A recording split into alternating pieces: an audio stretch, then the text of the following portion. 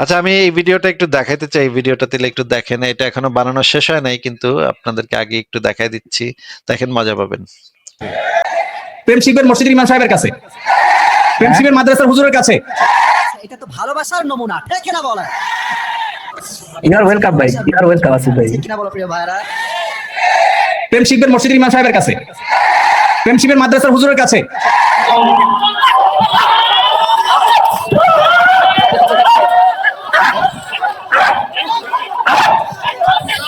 وفي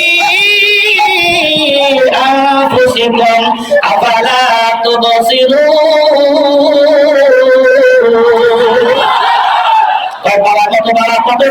محمد رسول الله confirm जन्नती है, confirm जन्नती है, कन्फर्म जन्नती है, कन्फर्म जन्नती। প্রেম শিখবেন মসজিদের ইমাম সাহেবের কাছে, প্রেম শিখবেন মাদ্রাসার হুজুরের কাছে।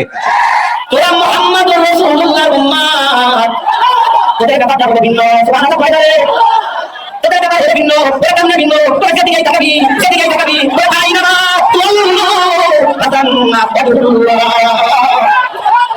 তোরা মোহাম্মদ রাসূলুল্লাহ উম্মত তোদের ব্যাপারটা বলে ভিন্ন দাঁড়াও দাঁড়াও দাঁড়াও দাঁড়াও দাঁড়াও দাঁড়াও দাঁড়াও কত দেখো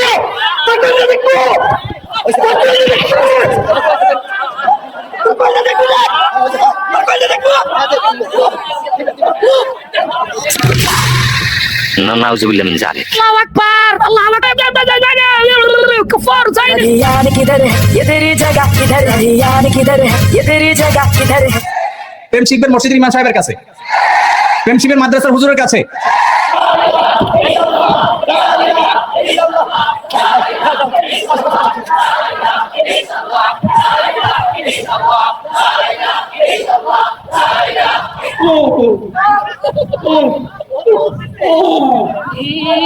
আল্লাহ আল্লাহ আপনি কি হঠাৎ চলি যাই দাম দিলা পাওয়ার মতো পাওয়া পাওয়ার মতো পাওয়া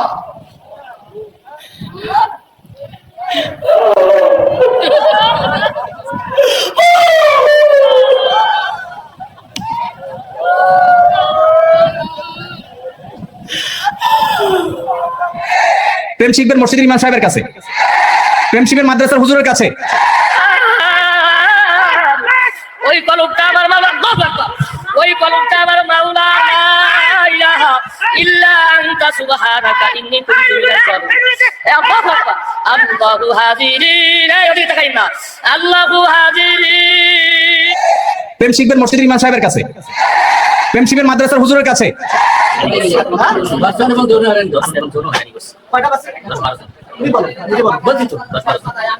একবারে বলে দেন, আবার প্রথম থেকে বলেন এই মাদ্রাসা 10-12 জন মেয়েকে এইভাবে বলেন। সুবহানাল্লাহ সুবহানাল্লাহ সুবহানাল্লাহ সুবহানাল্লাহ। প্রেম শিখবেন মসজিদের ইমাম সাহেবের কাছে, প্রেম শিখবেন মাদ্রাসার হুজুরের কাছে। ভাই আমার একটা কোয়েশ্চেন ছিল, আমার ফ্রেন্ড ওরা লালন ভক্ত আমাকে একটা প্রশ্ন বলছে যে সূর্য নিয়ে একটা নাকি আয়াত আছে যে দিনের বেলা শেষ পূর্ব থেকে পশ্চিম দিকে যায়, রাত্রের অন্ধকারে ও নাকি আল্লাহর আরশের নিচে শীতল কোন স্থানে লুকিয়ে থাকে, আল্লাহর কাছে প্রার্থনা করে পরের দিন ওঠার জন্য। এটার আমি আসিফ ভাইয়ের এই যে সংশয়ে অনেকক্ষণ খুঁজছি, পাইতেছি না। মানে এই বিষয়টা কি এই জায়গায় স্পষ্ট আমার একটু দরকার ছিল আর কি। আচ্ছা, আপনি সূরা কাহফের 80 থেকে 90 পর্যন্ত 91 পর্যন্ত আয়াত পড়বেন। একই সাথে আপনি পড়বেন হচ্ছে গিয়ে বুখারী শরীফে হাদিস আছে, সংশয়.com এ দেয়া আছে। সূর্য রাতের বেলা কই যায়, সূর্য রাতের বেলা কই যায়, একটু কথা শুনে নেন, কথা শুনে নেন। সূর্য রাতের বেলা কই যায় এটা নিয়ে অনেকগুলা হাদিস আছে, বুখারী মুসলিমে অনেকগুলা হাদিস আছে। হাদিসে কুদসিতে একটা হাদিস আছে, এই একই জিনিস। সূর্য রাতের বেলা আল্লাহর আরশের নিচে চলে যায়, সেখানে গিয়ে সারা রাত ইবাদত বন্দেগী করে। সকালবেলা তখন আল্লাহর কাছে সে মানে অনুমতি চায় যে আবার উদিত হওয়ার অনুমতি দেন। তখন আল্লাহ পাক তাকে যদি অনুমতি দেয় তখন সে উদিত হয়। আর যদি একদিন আসবে যেদিন তাকে এই অনুমতিটা দেওয়া হবে না, সেদিন সে পশ্চিম দিক থেকে উদিত হবে। হ্যাঁ বলেন, আপনি কি দেখতে চান রেফারেন্স গুলা? না না, আপনি আপনাকে বলি, আমার ওয়াইফে এটা বোঝানোর জন্য আমি ওরে বারবার বুঝাচ্ছি, ওরে রেফারেন্স দিতে পারতেছি না আমি কোন সূরা, এটা আমার মনে নেই, বুঝছেন? মানে বলে এই দিলাম তো, জিনিসটাও সূরা হ্যাঁ, কাহফের 80 থেকে 80 থেকে 90 পর্যন্ত 90, পড়বেন। মানে আমার পরিবার বলতেছে এটা মিথ্যা কথা, এটা আমাদের বানানো, এরকম কোনো কোরআন হাদিস নাই যে এটা সূর্য, তারা আমরা এতদিন বিশ্বাস করে আসছি, হুজুররা বলতেছে সূর্য উঠে, হ্যাঁ, সূর্য ডুবে, কিন্তু আমি আর বুঝাইতে পারতেছি, ও বিজ্ঞানের ছাত্র, ও কিন্তু ওইটা পড়ে পড়াশোনা পাশ করছে যে সূর্য ঘুরে না, পৃথিবী ঘুরে। তারপরে দিন শেষে শবে বরাতের নামাজ পড়তে হবে, বেহেশতে আশা করতে হবে। ভাই তারপর ভাই আজকে একটা জিনিস কারেকশন করে দিই, সূর্য ঘোরে, সূর্য হচ্ছে পুরা আমাদের যে মহাবিশ্ব সেটাকে, আমাদের যে গ্যালাক্সি সেই কেন্দ্র করে গ্যালাক্সিকে ঘুরে, হ্যাঁ হ্যাঁ, কেন্দ্র করে ঘুরে। পৃথিবীর সমস্ত মানে ইয়াই ভ্রমণ করে, মানে মুভ করে। পৃথিবীর জি। মহাবিশ্বে কোনো মানে স্থির বস্তু নাই। মহাবিশ্বে কোনো স্থির নাই, কিন্তু সূর্য আর পৃথিবীর কেন্দ্রবিন্দু ঘূর্ণনটা তো সূর্য ঘুরে না, আমাদের পৃথিবী ঘূর্ণের কারণে দিন রাত্রি হয়, ঝড় বাদল হয়। সৌরজগতের সাপেক্ষে সূর্যকে প্রদক্ষিণ করে পৃথিবী এবং অন্যান্য গ্রহগুলা ঘোরে। আর আমি পরশু দিন 14 তারিখের লাইভটা আমি আপনাদের 4 ঘন্টার লাইভটা 5 ঘন্টা আমি ছিলাম, আমি রিপ্লে করছি। ওই জায়গায় আমার একটা জিনিস ভালো লাগছে যে আয়াতের যে আপনার ওয়াইফ কি গ্রামাটিক্যাল প্রবলেমটা, আপনার ওয়াইফ যদি পাশে থাকে তাহলে আমি তাকে বের করে দেখাতে পারি সূর্য রাতের বেলা কই যায় সে বিষয়ে কি বলা আছে। আছে আমার পাশে আচ্ছা, আছে, তাহলে আমি বের করে দেখাচ্ছি আপনারা দুজনেই তাহলে এই জিনিসটা একটু দেখেন, দেখে তারপরে আপনারা চিন্তা করেন যে এখানে কি বলা হয়েছে।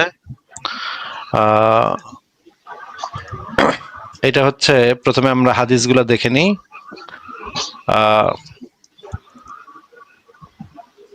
এখানে যে জিনিসটা সুনান আবু দাউদ শরীফের যে হাদিসটা আছে, সেই ইসলামিক ফাউন্ডেশন 3961 নম্বর হাদিসে যেটা বলা আছে,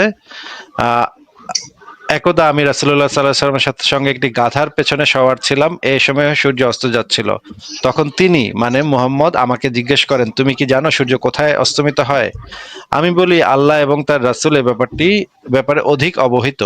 তিনি বলেন, এটি গরম প্রস্রবণের মধ্যে যায়, মানে গরম পানির একটা ধারা আছে, সেই ধারার ভিতরে চলে যায় সেই সূর্যটা। এরপরে বুখারী শরীফের 2972 নম্বর হাদিসে বলা আছে, রাসূলুল্লাহ বলেছেন, সূর্য অস্ত যাওয়ার সময় আবু যরকে বললেন, তুমি কি জানো সূর্য কোথায় যায়? সে বলল, আল্লাহ রাসূল ভালো জানেন। তিনি বললেন, মানে মোহাম্মদ বললেন, তা যেতে যেতে আরশের নিচে গিয়ে সিজদায় পড়ে যায়, অতঃপর সে উদিত হওয়ার অনুমতি চায় এবং তাকে অনুমতি দেওয়া হয়। আর অচিরে এমন এক সময় আসবে, সিজদা করবে তা কবুল হবে না এবং সে অনুমতি চাইবে কিন্তু অনুমতি দেওয়া হবে না। তাকে বলা হবে, যে পথে এসেছো সে পথে ফিরে যাও, তখন সে পশ্চিম দিক থেকে উদিত হবে। এটা হচ্ছে সহিহ বুখারীতে আছে। এই যে 36 নম্বর ইসের আচ্ছা, বুখারী শরীফে আরো একটা হাদিস আছে এই বিষয়ে, এটাও আপনি দেখে নিতে পারেন, পরে দেখে নিয়েন আস্তে আস্তে। 44-31, হ্যাঁ। এবার আমরা সহিহ মুসলিমের হাদিসে আমরা আসি, 296 নম্বর হাদিস। এটা এইখানে একদম বিস্তারিত ভাবে বলা আছে, একদম ডিটেইলসে আছে, সেটা আমরা পড়ি। একদিন নবী সাল্লাল্লাহু আলাইহি সাল্লাম বললেন, তোমরা কি জানো সূর্য কোথায় যায়? সাহাবীগণ বললেন, আল্লাহ তার রাসূলই ভালো জানেন। তিনি বলেন, এই সূর্য চলতে থাকে এবং আল্লাহ তাআলার আরশের নিচে অবস্থিত তার অবস্থান স্থলে যায়, সেখানে সে সিজদাবনত হয়ে পড়ে থাকে। শেষে যখন তাকে বলা হয়, ওঠো, যেখান থেকে এসেছিলে সেখানে ফিরে যাও, অনন্তর সে ফিরে আসে এবং নির্ধারিত উদয়স্থল দিয়েই উদিত হয়। তা আবার চলতে থাকে এবং আরশের নিচে অবস্থিত তার অবস্থান স্থলে যায়, সেখানে সে সিজদাবনত অবস্থায় পড়ে থাকে।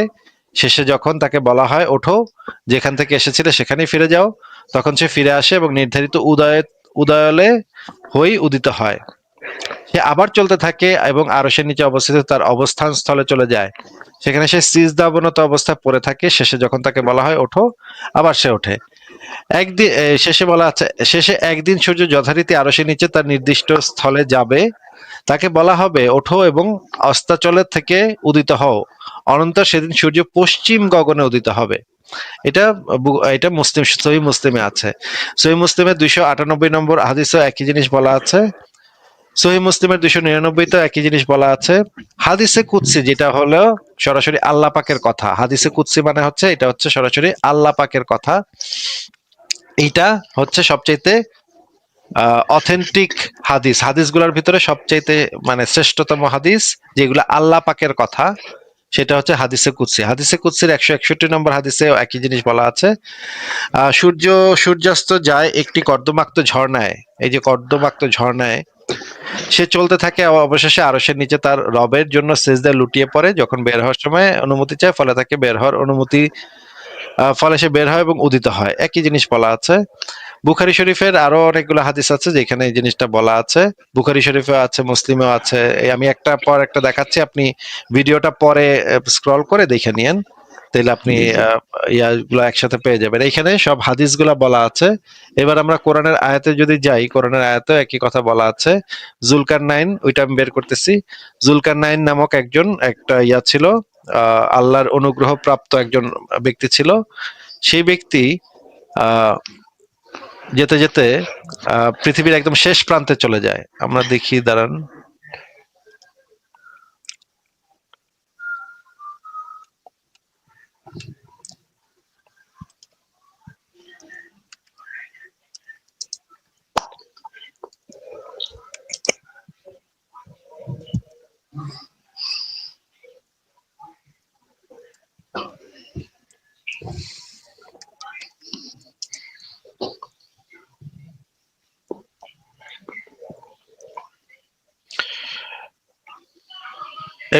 এবং এইখানে আরেকটা জিনিসও এখানে ইম্পর্টেন্ট, এটা হচ্ছে এই জিনিসটা এখানে ইম্পর্টেন্ট, যেটা আপনার ওয়াইফকে দেখাতে পারেন। এটা হচ্ছে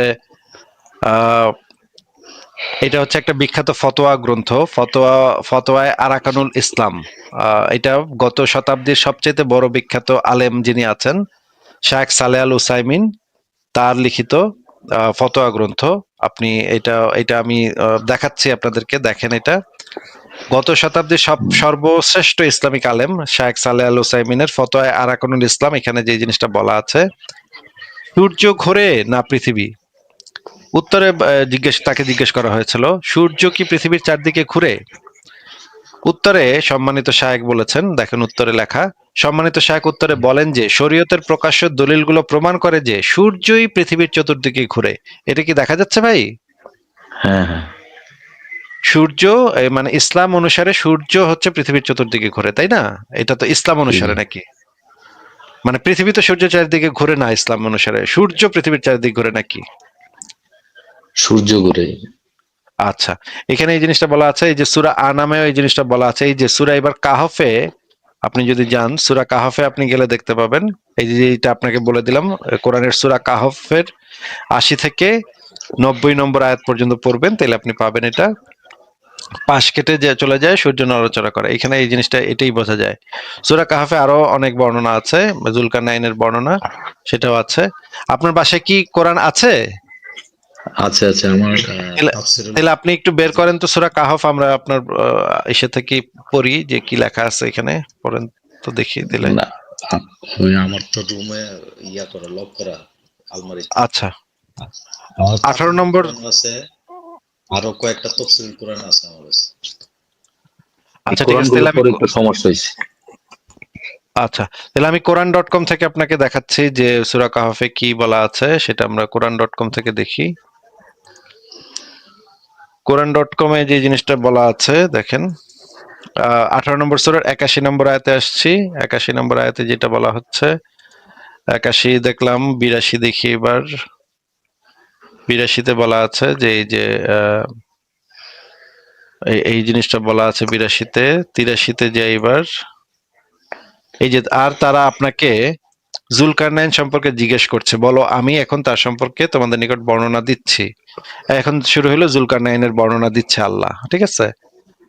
আমি তাকে পৃথিবীতে আধিপত্য দান করেছি, তাকে সব রকমের উপাদান দান করেছিলাম। তারপরের আয়াতে বলা হচ্ছে, একবার সে এক রাস্তা ধরলো, মানে অভিযানে চললো। তারপরের আয়াতে বলা আছে, অবশেষে যখন সে সূর্যাস্তের স্থানে পৌঁছালো, সূর্যাস্ত স্থানে মানে এমন একটা জায়গায় পৌঁছেছে যেই জায়গাটাতে সূর্য অস্ত যায়, মানে পৃথিবীর শেষ প্রান্তে পৌঁছেছে যেখানে সূর্যটা অস্ত যায়। অবশেষে সে যখন সূর্যাস্তের স্থানে পৌঁছালো, তখন সে সূর্যকে একটি কর্দমাক্ত পানির ঝর্ণায় ডুবতে দেখতে পেল, এবং সে এর কাছে একটি জাতির দেখা পেল। আমি বললাম, মানে আল্লাহ বলল, হে জুলকারনাইন, তুমি তাদেরকে আযাবও দিতে পারো অথবা তাদের ব্যাপারে সদাচরণও করতে পারো। আচ্ছা, পরের আয়াত 87 নম্বর আয়াতে কি বলা আছে দেখি। বলা হচ্ছে, সে বলল যে ব্যক্তি জুলুম করবে তাকে শাস্তি দিব, ইত্যাদি ইত্যাদি। আচ্ছা ঠিক আছে, 88 নম্বর আয়াতে যেটা বলা আছে দেখি, আর যে ব্যক্তি ঈমান আনবে তার জন্য উত্তম। আচ্ছা ঠিক আছে, 88 গেল। 89 তো তারপর সে আরেক পথ ধরলো, এবার সে উল্টা পথটা ধরলো, অন্য আরেকটা পথ ধরলো। এবার 90 নম্বর আয়াতে যেটা বলা আছে দেখি, অবশেষে সে যখন সূর্যোদয়ের স্থানে পৌঁছলো, মানে এবার আসছে পূর্ব দিকে শেষ প্রান্তে আসছে, সূর্যোদয়ের স্থানে এসে পৌঁছলো, তখন সে দেখতে পেল তা এমন এক জাতির উপর উদিত হচ্ছে যাদের জন্য আমি সূর্যের বিপরীত কোনো আড়ালের ব্যবস্থা করিনি। এরপরে বলা হচ্ছে প্রকৃত ঘটনা এইটা। তো এইখানে পরিষ্কারভাবে সব জিনিস বলে দেওয়া হয়েছে যে আল্লাহ পাক বলতেছে জুলকারনাইনের ঘটনা, যে সূর্য কোথায় কেমনে যায়, এবং হাদিসে এই জিনিসটা এইভাবে বলা আছে। হ্যাঁ, এবার বলেন যে এইটা পরে আপনাদের কাছে কি মনে হইলো? না, এটা তো আমি শুনছি। আমার যে ইয়ে ছিল ফ্রেন্ড, ও 18-17 ছিলাম, আমি জামাতের একজন ভালো কর্মী ছিলাম, 5 ওয়াক্ত নামাজ ছিল। হঠাৎ করে আমাকে উনি বলল, একটু কি জোরে বলা যায় ভাই? একটু জোরে বলা যায়, কথা শোনা যাচ্ছে না ঠিকভাবে। হ্যাঁ, মানে ওই আয়াতগুলো আমার মনে নেই। যখন আমি এই পথে আসি তখন 17 সাল, বুঝছেন, আমি আপনার জামাত ইসলামের একজন সদস্য ছিলাম। আচ্ছা, এখনো কি সদস্য আছেন? না না, এখন সদস্য নাই, কিন্তু আমার পরিবার আমার এই বিষয় নিয়ে অনেক কিছু বলে যে জাহান্নামে যাবে, এই যাইবে, ওরা আমি বুঝাইতে পারি না। পরে আমি একদিন ওরে সূরা লাহাব, ওই যে আপনার এই যে লাহাবের যে অভিশাপ দেয়, ওই আয়াতটা আমার খটকা লাগে, যে আল্লাহ যদি বলে যে আবু লাহাবের 2 হাত ধ্বংস হোক, তাহলে ধ্বংস হোক কার কাছে আবেদন করছে? কাল পরশুদিন রাতে আমি আচ্ছা, live দেখলাম। আপনার সাথে কি একটু কথা বলা যাবে কাইয়ুম ভাই? জি জি, আস্তে, জি জি বলেন। আপু কথা শুনতে পাচ্ছেন? হ্যাঁ হ্যাঁ। আচ্ছা আপু, আপনার কাছে কেন মনে হয় যে ইসলাম একটা সত্য ধর্ম? আর ও কথা বলতেছে না, ও আমার আরো দমকাইতেছে। এটাকে বলা হয় কণ্ঠের পর্দা। কণ্ঠের পর্দা করতে হবে। সমস্যা নাই আপু, আপনার কণ্ঠ শুনলে আমাদের কিছু হবে না। না না, ওরে আপনি শুধু এটা বলে শুনেন, ফারাজ ভাই, আমি ওরে বলছি যে আবুল আহমের 2 ছেলের যে বউ, ওদেরকে যখন উনি কোরআন বাণী প্রচার করার কারণে ওনাকে ছেড়ে দিল বা বাপের বাড়ি দিয়ে দিল, তখন নবী মোহাম্মদ রেগে এসে আয়াত নাজিল করলো যে ধ্বংস হোক আবুল আহমের 2 হাত। এখন এই ধ্বংস হোক কথাটা আমি ওরে বুঝাচ্ছি, এটা নবী মোহাম্মদের বক্তব্য, এটা আল্লাহর বক্তব্য। যদি আল্লাহরই হয়, উনি কার কাছে ফরিয়াদ করলো যে ওর 2 হাত ধ্বংস হোক? বন্ধু, 1 মিনিট,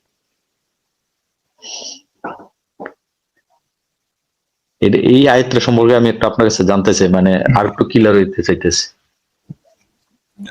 সেটাই তো, মানে আল্লাহ এমন করে বলতেছে যে আল্লাহ রিকোয়েস্ট করতেছে, বাট আল্লাহ তো রিকোয়েস্ট করে কিছু নেই, সে তো আদেশ করবে, সে বলবে আর হয়ে যাবে। সে কার কাছে রিকোয়েস্ট করতেছে হোক। এনিহাউ, যেটা আমি বলতে চাচ্ছিলাম একটু মন দিয়ে শুনে।